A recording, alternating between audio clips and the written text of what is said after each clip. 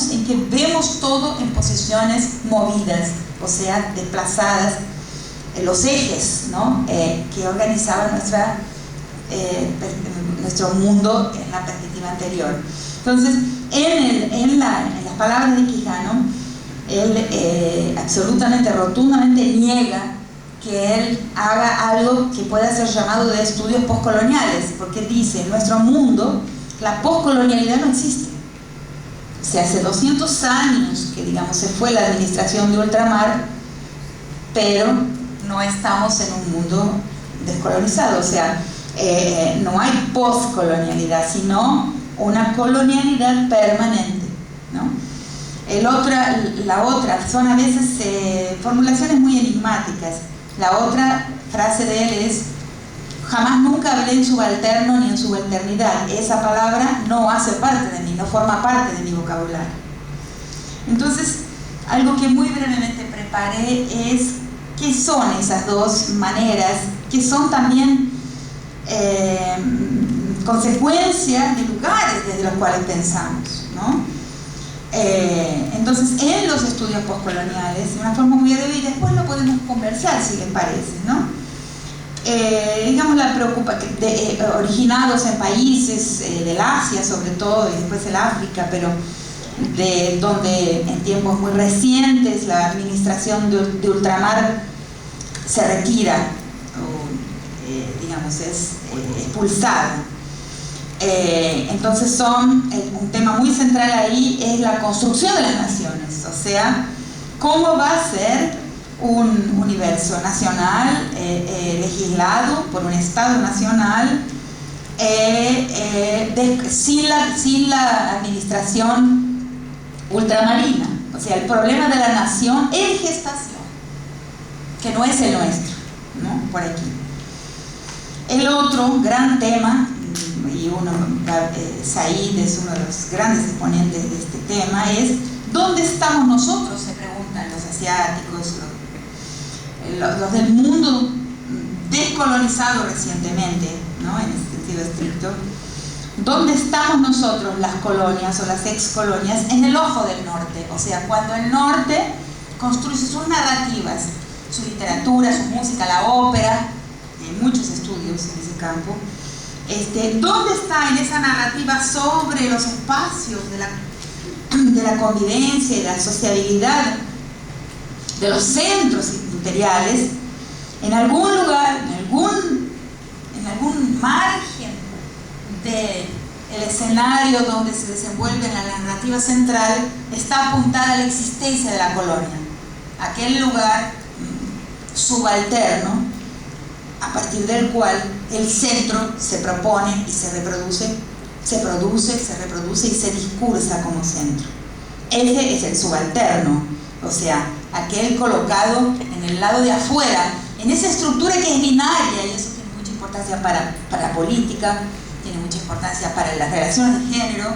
O sea, en un mundo que es binario, el otro existe como palanca, como plataforma para que el centro exista como centro y desarrolle su camino histórico. Entonces, esa es la subalternidad y esa es la preocupación, leer dónde se encuentra ese subalterno, ese otro. Y eso lo he criticado, por ejemplo, he hecho esa mención en un texto que se llama la monocromía del mito, se llama en español, primero publicado en inglés como The Colorblind Subject of Myth, donde hablo de esa, para mí,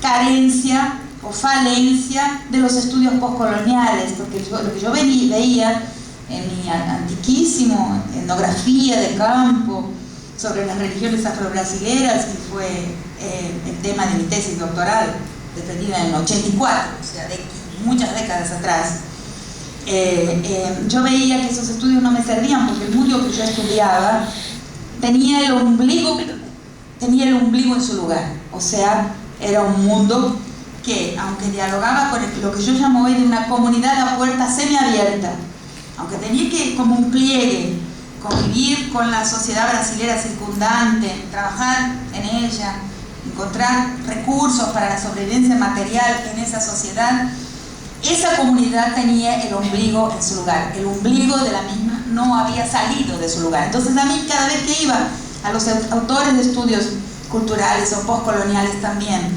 buscando recursos para ver si podía elaborar mejor mis datos, siempre me encontraba que era un mundo que hablaba de sí mismo como un mundo con un ombligo excéntrico, o sea, con un ombligo que no se encontraba en el centro de su panza, de su barriga, se encontraba fuera de ahí. Y en el mundo nuestro, en algunos mundos nuestros, donde la comunidad todavía está integrada, o semi-integrada, o en jirones, como digo últimamente, aunque se encuentre en jirones, pero donde hay tejido comunitario, todavía el ombligo está en el centro de la barriga. Y la espina dorsal pasa por donde tiene que pasar. Entonces ahí yo veía una dificultad. Entonces, no hablamos de subalternidad en la perspectiva de la colonialidad del poder, no hablamos, no es nuestra preocupación qué lugar ocupamos en el Ojo del Norte, tampoco la constitución de una nación, porque nuestras constituciones, nuestras repúblicas, para bien o para mal, quizás en mi visión muy pesimista hoy sobre el Estado, más para mal que para bien, nuestras repúblicas ya están fundadas hace 200 años. Y hay otra gran diferencia, que es que los autores, la gran mayoría de los autores de los estudios postcoloniales escriben en lenguas hegemónicas. Y el español no es una lengua hegemónica, ya está absolutamente inflexionado por nuestra presencia, lo mismo que el portugués. Entonces, si ellos escriben en lenguas hegemónicas, sus campos de interlocución, sus arenas de interlocución, son los teatros de la escena hegemónica. Y ahí hay una diferencia muy grande que no creo que pueda o deba ser olvidada. Es importante dialogar con ellos, pero en mí, en lo particular, en lo que a mí respecta, yo no me identifico completamente con los estudios postcoloniales y sí con la perspectiva de la colonialidad del poder, que es muy otra cosa, no es esto, es otra cosa. Entonces, no es para un purismo, es para decir, complementando mi prólogo, en el que les decía que la elección de una teoría tiene que servir a nuestro proyecto histórico.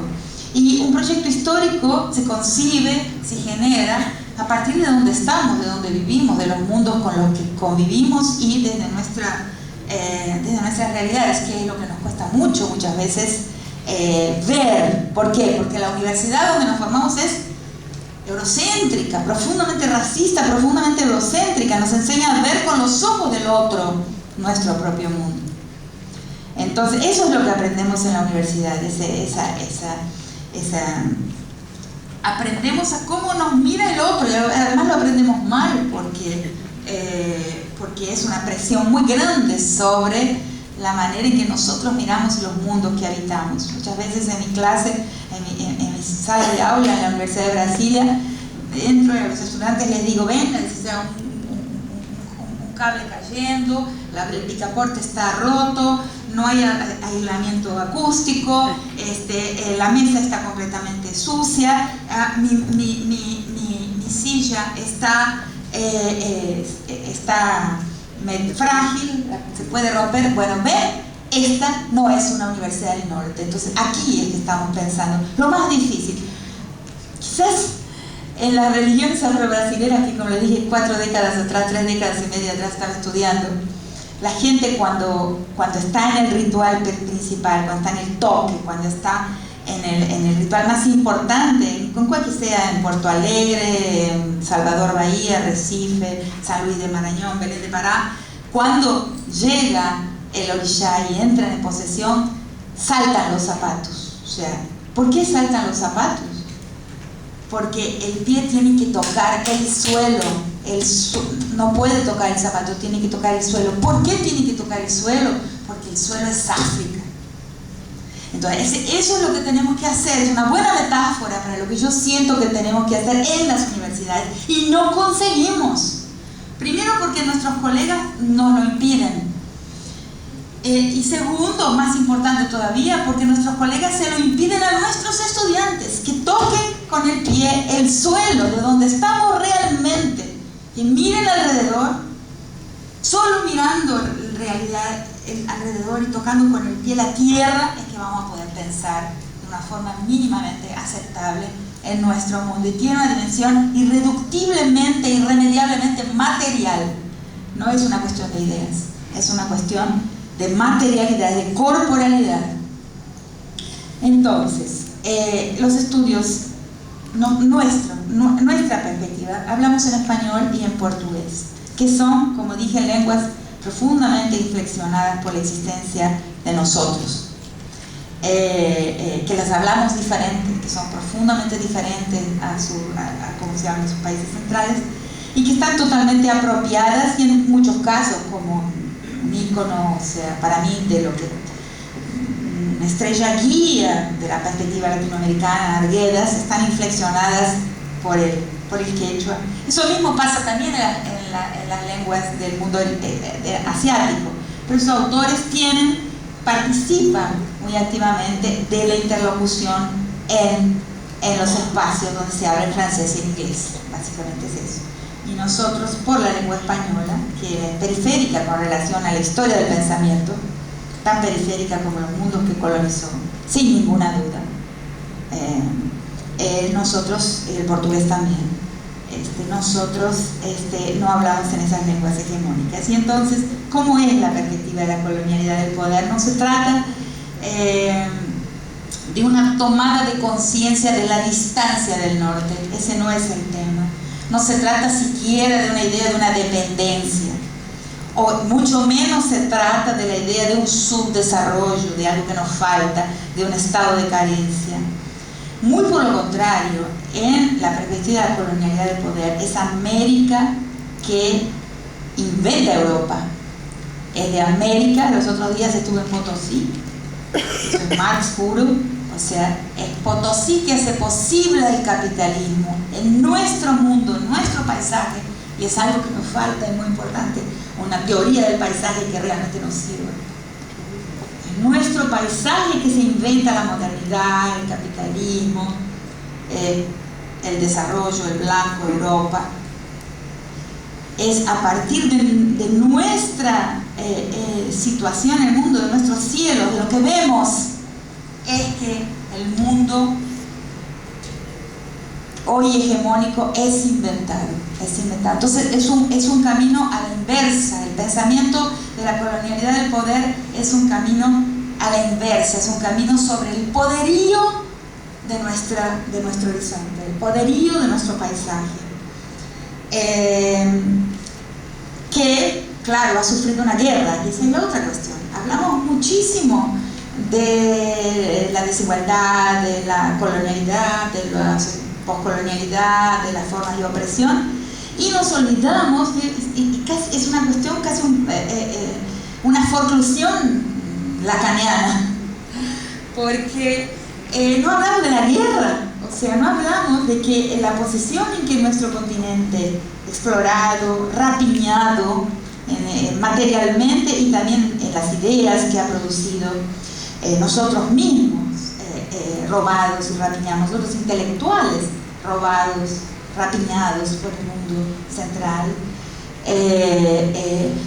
Nos olvidamos de decir que por detrás de ese escenario de rapiña, de explotación, de depredación, de robo, de saqueo, lo que hay son antes fusiles y hoy misiles, lo que hay son armas, o sea, es un mundo en guerra, o sea, es un mundo que ha sido vencido, derrotado en una conflagración que es bélica, materialmente bélica, o sea, la guerra de la conquista es real y se reproduce en muchos lugares constantemente, ¿no? La acumulación originaria que es basada en la expropiación directa, en el robo directo de recursos, de bienes y de trabajo, ella se reproduce diariamente. Hoy en el mundo hay más esclavos en números absolutos, naturalmente, en números relativos no sería así, pero en números absolutos sí es importante también, hay más esclavos que en la época de la esclavitud, ¿cierto? O sea, es que vivimos en un mundo de constante robo, apropiación, subordinación por la fuerza, o sea, gracias al poder de las armas, de la fuerza letal, del poder de muerte. Y eso es algo que no entra en nuestros análisis, que hace parte también de la materialidad de las relaciones y de la vida.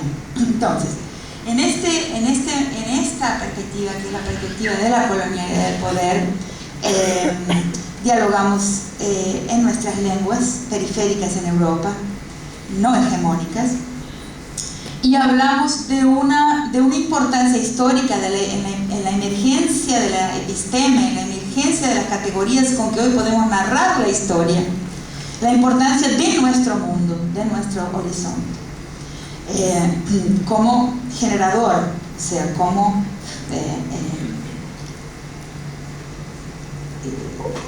inmensamente capaz de generar la historia. Entonces, y decimos que todas las categorías con que podemos hoy contar lo que pasó, contar la historia, contar la conquista, la guerra de la conquista, el proceso de la colonización, la expropiación del trabajo no remunerado, la acumulación de las riquezas en el norte, el eurocentrismo, o sea, la conducción de las ideas por parte del discurso del norte, un norte geopolítico, estoy diciendo, ¿no? Una Europa geopolítica. Todo esto todas estas categorías con que podemos narrar esa historia son categorías que se originaron después de que esa historia ocurrió. O sea, casi es imposible hablar de la conquista y la colonización sin usar términos que no existían en el momento en que esos eventos ocurrieron, que fue un periodo muy corto en la historia. Entonces, todas esas categorías, Europa, América, África, el blanco, el negro, el indio, así en singular, son categorías con que contamos, armamos nuestro mito, nuestra narrativa de lo que ocurrió en el mundo, y son categorías que se generaron en aquel momento y que no existían anteriormente. Entonces, España no existía, Portugal no existía, Europa mucho menos. Y se fueron gestando en ese proceso. Y hoy decimos que España lo descubrió. Es una imposibilidad, o sea, es un error discursivo que nos lleva a la inercia del discurso, porque no tenemos otras palabras. Tendríamos que armar un discurso con muchísimos términos, con muchísimas palabras para poder decir lo que realmente sucedió, si es que conseguimos decir lo que realmente sucedió. Pero todas las palabras con que tenemos para hablarlo están eurocéntricamente producidas a posteriori de los eventos. Entonces eso desfigura completamente nuestra conciencia y nuestra comprensión de los hechos. Naturalmente no existía el negro, porque existían sociedades inmensamente numerosas, como por ejemplo la sociedad Yoruba, y sociedades de tecnología muy rudimentaria, ¿no? Hasta hoy es así, en un continente plural de culturas de las más diversas, civilizaciones de las más diversas. Bueno, en África y hoy hablamos del negro. En nuestro mundo existían las sociedades con grandes aglomerados urbanos, avances edilicios, y otras con tecnología, no tecnologías del pensamiento, porque las cosmologías eran complejas en todas las sociedades humanas. Las cosmologías tienen alta complejidad por igual, pero en el mundo de la técnica existían sociedades, pequeños grupos de individuos, por opción, por elección, ¿no? Como bien mostraron muchos autores de la historia de la antropología, por elección, permanecer de pequeña magnitud y sin acumulación, y sociedades donde se puede hablar de Estado y de administración central. ¿Sí? A todos los llamamos los indios, el indio. Es una aberración, pero así fue pensado, así fue construida la episteme, con la que podemos pensar hasta el presente todo lo sucedido en esa época. Entonces, ¿qué podemos hacer con un mundo totalizado, hegemonizado por una narrativa gestada a la luz al mismo tiempo que se gesta una hegemonía que es eurocéntrica? podemos simplemente abrir brechas en ella, no podemos, desde esta perspectiva, descolonizar, o sea, volver atrás. Son muchos años los que siguieron al proceso corto en que se implementó, digamos, ese nuevo conjunto de categorías donde, me olvidé decir, la raza es absolutamente central. No hay ninguna categoría en la teoría de la poscolonialidad, de la colonialidad del poder, no existe ninguna categoría más importante que la raza. Es como si fuera el pivot sobre el cual todas las relaciones sociales pasan a constelarse. Y después, inmediatamente voy a hablar un poquito más sobre eso. Pero, entonces, a partir de ese mundo, no podemos, que está constituido ya por más de 200 años ahora, no es posible deshacerlo, no es posible descolonizarlo, pero es posible erosionarlo. O sea, es posible abrir en él tránsitos, fisuras, brechas, o sea, caminos disfuncionales con el capital, y esto es central.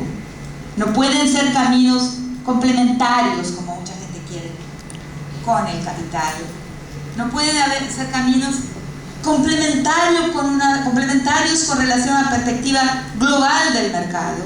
Tienen que ser caminos locales, tienen que ser prácticas de reconstrucción, restauración o refuerzo y pervivencia de tejidos comunitarios, como lo que mencioné al comenzar a hablar,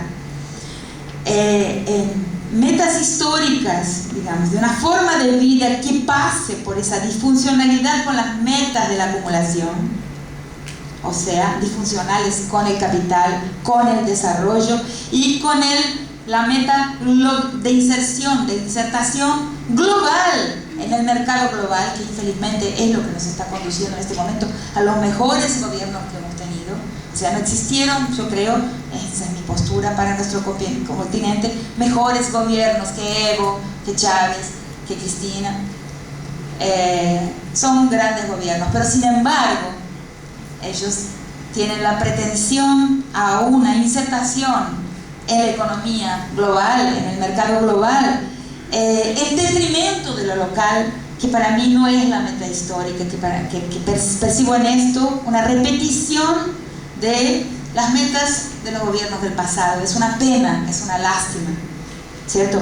Porque sea necesario destruir el camino de lo local y de lo comunitario para conseguir esa insertación en el mercado global de gran escala. Entonces es un gran tema, en fin.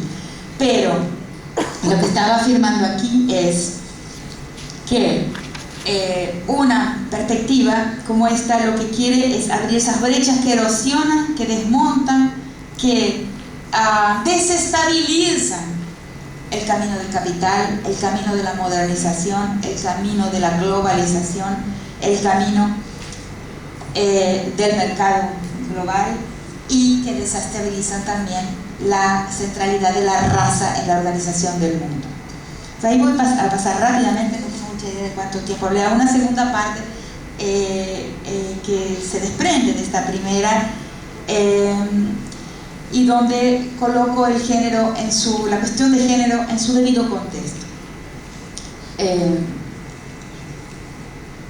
Hace pocos días estaba aquí en la Universidad General de San Martín en un gran encuentro internacional. Es lindo vincular los dos porque son discusiones que deben ocurrir entre personas especialistas, entre teóricos que están trabajando en campos diferentes. Yo converso poco con los economistas y eso está mal. Cuanto más conversamos, esa es la otra cuestión, entre áreas, entre disciplinas, cuanto más desdisciplinarizamos, cuanto más abrimos los guetos, tanto disciplinares como de la militancia, como del movimiento social, mejor vamos a pensar, ¿cierto? Inclusive, no es porque yo lo diga, sino porque lo prueba la historia del pensamiento reciente. Cuando queremos saber, por ejemplo, los pensadores de punta, teóricos, lo que llamamos teóricos, muchas veces paramos y pensamos a qué disciplina pertenecen, a qué campo del pensamiento pertenecen. No lo podemos decir, porque los grandes pensamientos que transformaron el mundo en el siglo XX son de pensadores que no se disciplinarizaron, ¿no? En ese sentido, no no aceptaron el gueto, el fundamentalismo disciplinar, que esa es otra cosa que supongo y entiendo estamos haciendo aquí. Entonces, conversamos infelizmente todavía poco con economistas. Estaba en este congreso de la Universidad de General Sarmiento sobre Polanyi, que fue un economista importante que marcó presencia en el siglo XX. Pero una idea de él me sirve para complementar lo que estoy diciendo aquí sobre los estudios, sobre la perspectiva de la colonialidad de poder, que es la idea de que hay un momento, él dice, que es crucial para lo que él llama la gran transformación. Perdónenme, pero yo creo que me voy a caer, porque se desplaza hacia allá. No. Entonces, él habla de que la gran transformación es el momento en que el mercado se desarraiga, dice embed en inglés, ¿no? En las sociedades, hasta un determinado momento, el mercado se encontraba, era parte de las relaciones sociales, era uno de los espacios, uno de los campos donde las personas se relacionaban, era parte de la interacción social, del organismo de la sociedad. Él habla de un momento en que el mercado sale, o sea, se extraña, se exterioriza con relación a las relaciones sociales y pasa a decirse como capaz de conducir la vida desde ese lugar exterior, desde ese lugar afuera de la vida, que es lo que vemos en el mundo contemporáneo, o sea, un mercado que se dice capaz de, el neoliberalismo es eso, ¿no? Se dice capaz de organizar las relaciones, dar las leyes para la vida social. Entonces ese es el disembedment, o sea, traducido como el desarraigo o la exteriorización, la externalización sería más correctamente, la externalización del mercado como algo que se encuentra fuera de la vida y de la sociedad y que desde esa posición puede organizar, conducir, administrar la vida de las personas. Es una idea muy interesante porque si pensada desde la perspectiva de la colonialidad del poder, podemos ver que eso ha pasado en varios aspectos, no solo con la economía, pero por ejemplo ha pasado con la ley, ¿cierto? Por ejemplo, hasta cuando estudiamos en los países como Bolivia, que visité justo este mes en una conferencia interesantísima sobre de la red de antropólogos que trabajan con el pluralismo del derecho, el pluralismo jurídico, en un país como Bolivia, donde el proceso es intentar construir, constitucionalizar, o sea, positivar, y les dejo esa idea muy problemática, una nación plurinacional. ¿Será posible positivar y constitucionalizar una nación, una república, con la historia que las repúblicas tienen, plurinacional? En fin, pero ahí en ese tema nos damos cuenta que pasó lo mismo con la ley. Cuando vamos a estudiar cómo las comunidades practican la justicia, las formas de proceso, las ideas de pena y de justicia propia, vamos a percibir que no solo se externalizó y se desarraigó el mercado, sino que vamos a comprender que se externalizó y se desarraigó la ley capturada por el Estado, que es nuestro mundo. O sea, la ley, eso nos interesa mucho a las mujeres, y la falencia de las leyes, por ejemplo, de previsión de la violencia de género, la absoluta fracaso. Nunca tuvimos más ley y nunca las mujeres fuimos más vulnerables al asesinato, por ejemplo, y a las formas de tortura y crueldad hasta la muerte. Una gran perplejidad, un gran signo de interrogación.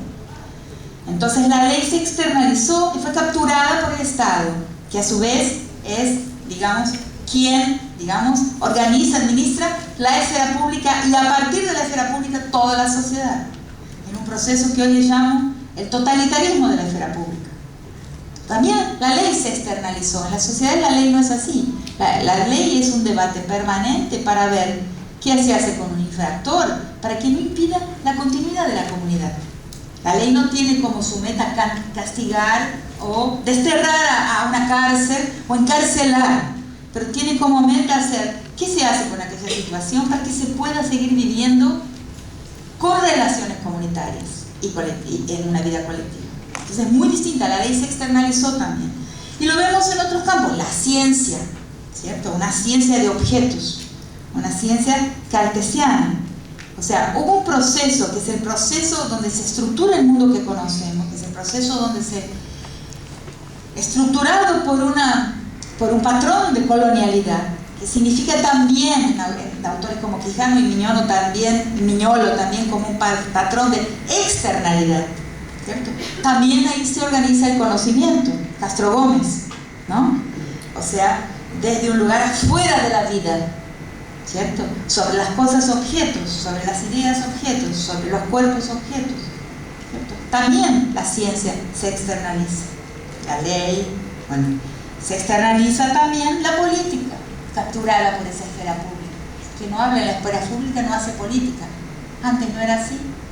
Antes tanto el espacio público y el espacio doméstico tenían su politicidad. Hoy, con esa externalización de la política, ¿cierto? El espacio doméstico es un resto. Nosotros somos un resto. Hoy aquí en esta mesa los hombres nos desertaron, como diciendo, es un tema menor, van a hablar de género. Lo leo así, lo leo absolutamente así, ¿no es cierto? Y me ofendo. Y me ofendo porque creo que han perdido mucho.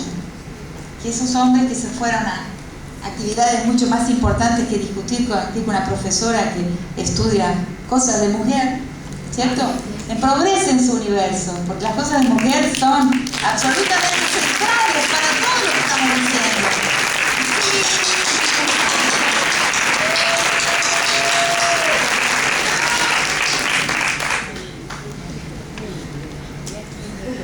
Sin haber pensado el género no hubiera podido comprender nada de lo que aprendí encarnadamente desde a donde voy a llegar, que es al género. Todas esas formas de externalización de la administración de la vida, el género y raza son centrales. Entonces, la política captura todo lo que es político en una esfera que se llama la esfera pública. El resto es un resto. Nosotros somos un resto. Todo lo que pasa fuera de esa es como lo que hablábamos al principio, que es la preocupación central de los estudios